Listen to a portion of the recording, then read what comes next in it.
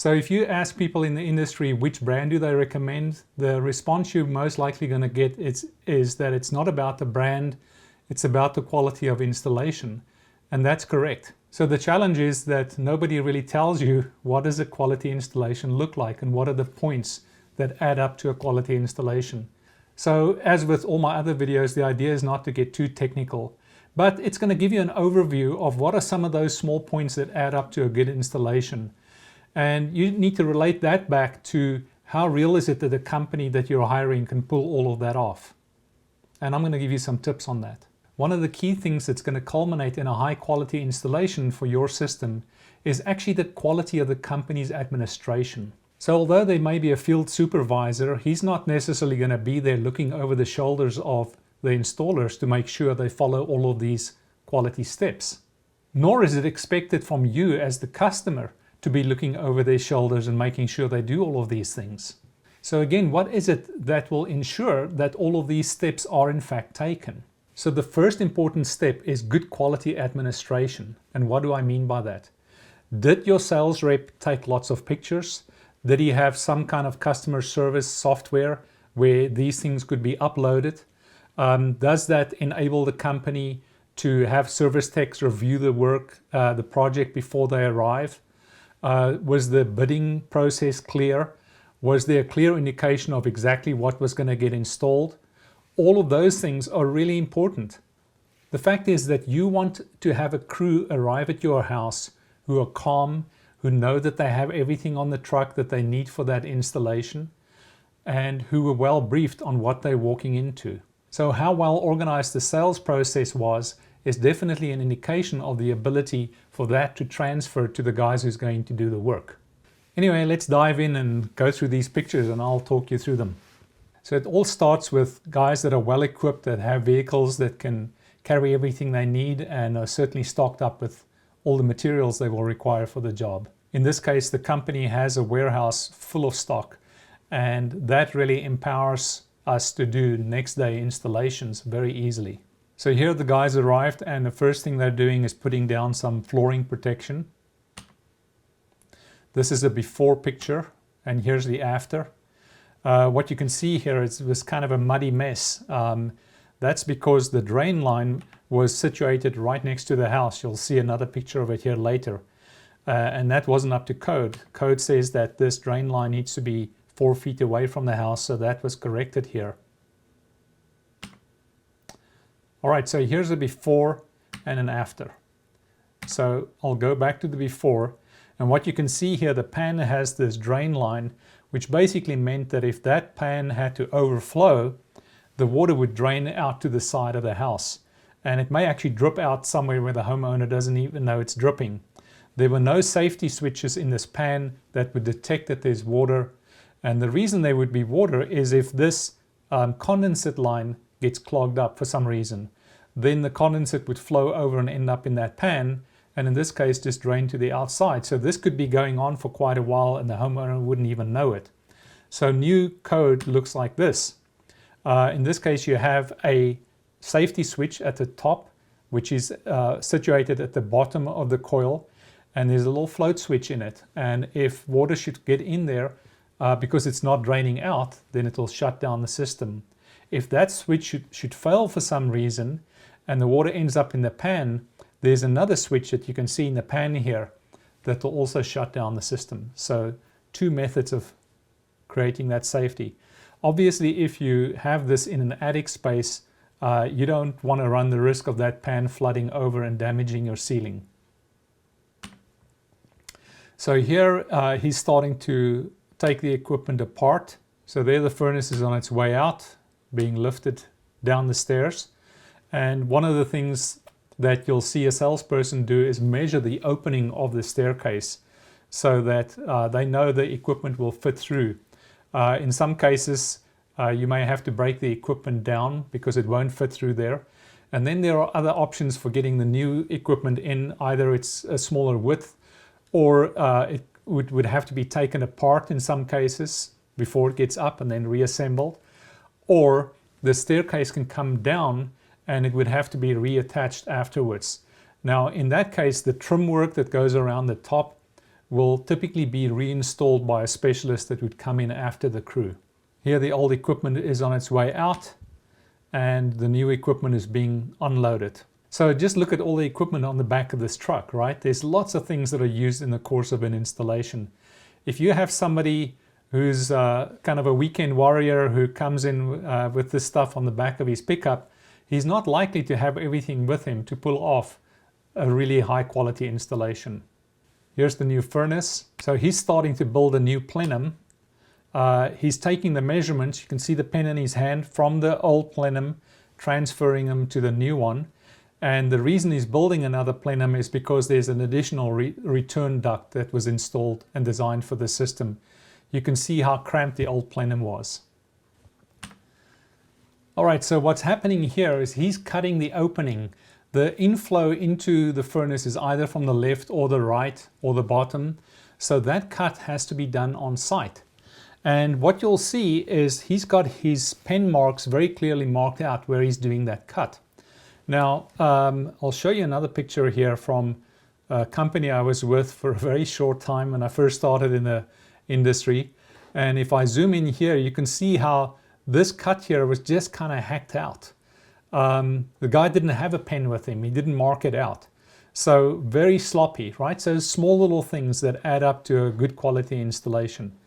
These guys knew what they were doing. They had the marker there and they were going to make that cut exactly where it needs to be. And that's going to affect the future airflow of that system. So if you're off by a couple of inches, it's going to impact the amount of air that can flow through.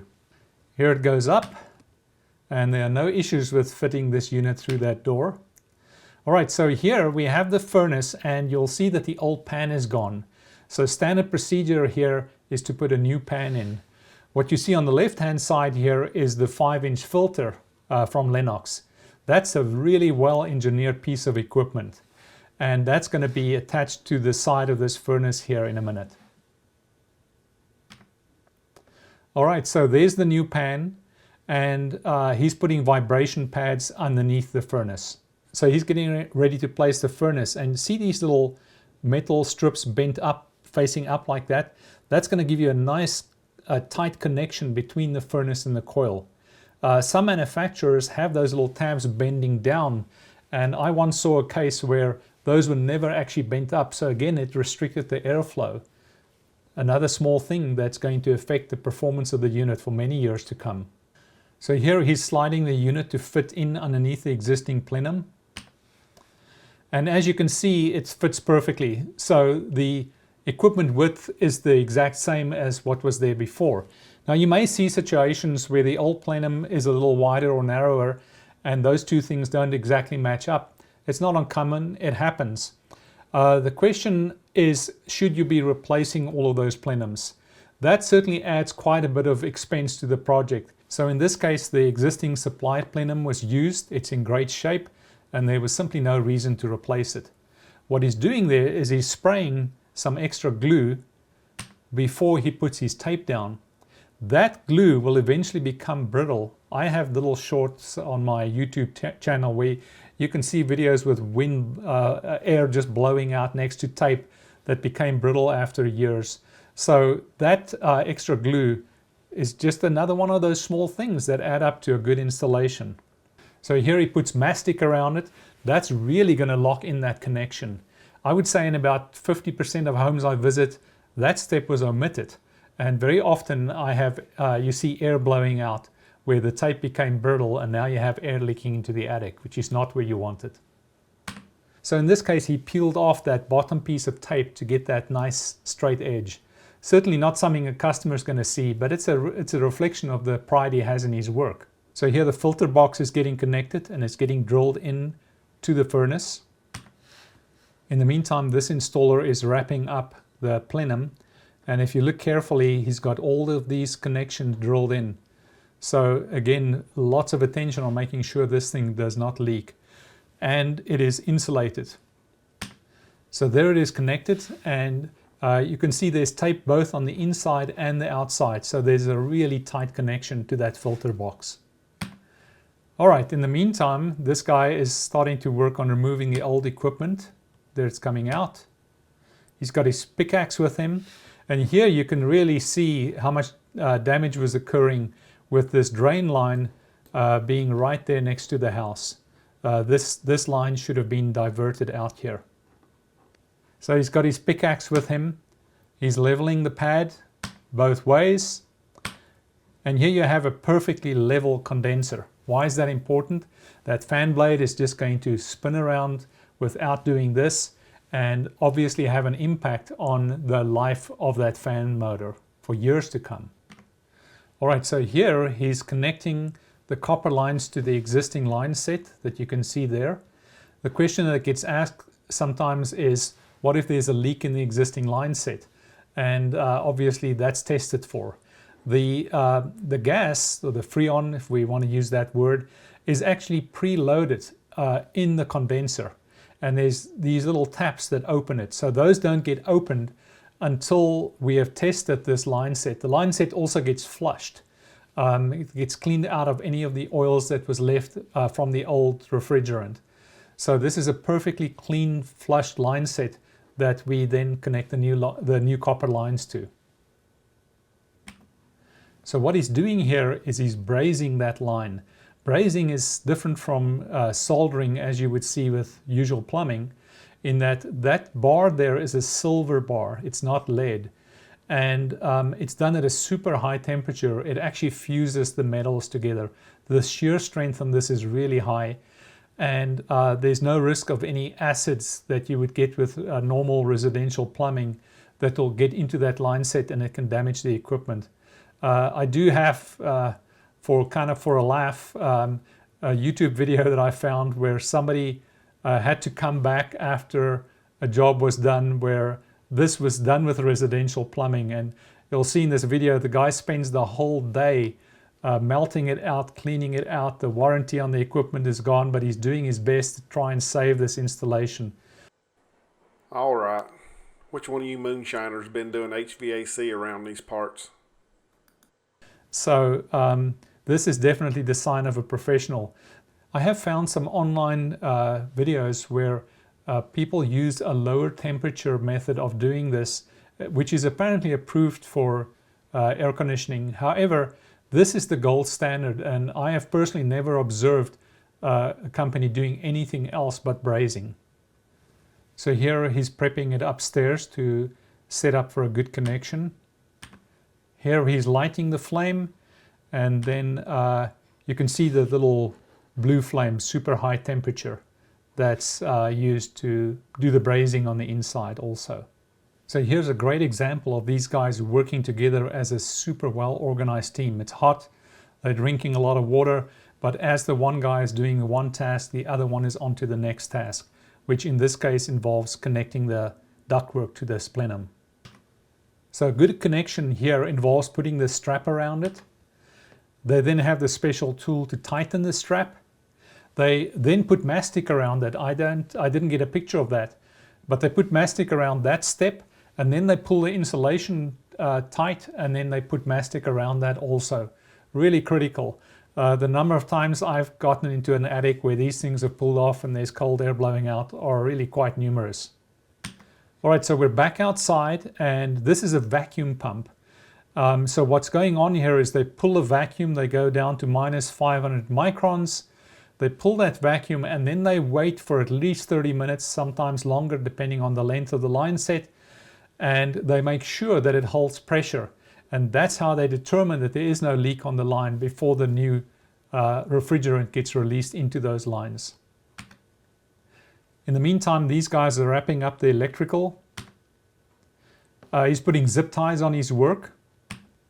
Then he puts a panel over that. There's nobody there checking to see that he's using zip ties, but he arrived with the truck where everything he needed was there.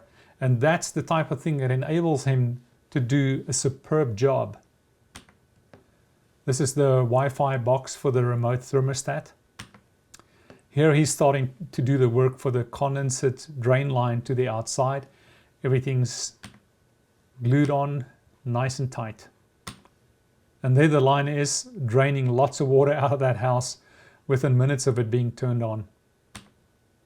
This is the safety switch, so that's a float switch. If that condensate drain line should become clogged, then there's a little float inside that switch that will shut down the system. And then more about this opening that you see here. In older days, there was usually a rubber grommet in there. Well, those grommets would invariably get burned out when you do the brazing because this pipe gets so hot. So the better practice now is for manufacturers to leave that gap. It's very critical that it gets sealed well. You'll see that later. So here he's putting mastic on all the connections. There the flue is being connected to the furnace. And there we are, almost done. There's the new filter. This is the MERV 11 from Lennox sliding in. Very, very easy to put that filter in. And you can see these little white clips there and there on the front. And this thing just pops right on the front. Super easy. It's never going to fall off. And easy to open. And here's that step where he's now sealing up everything. If you don't seal that up, you're going to be blowing cold air out into the attic. And that's the connection at the bottom. So the system has been turned on and he's starting to check the various pressures. Those pressures are written on a panel that's around the corner as part of the equipment. So it's very easy for technicians to be able to look and see exactly what those need to be.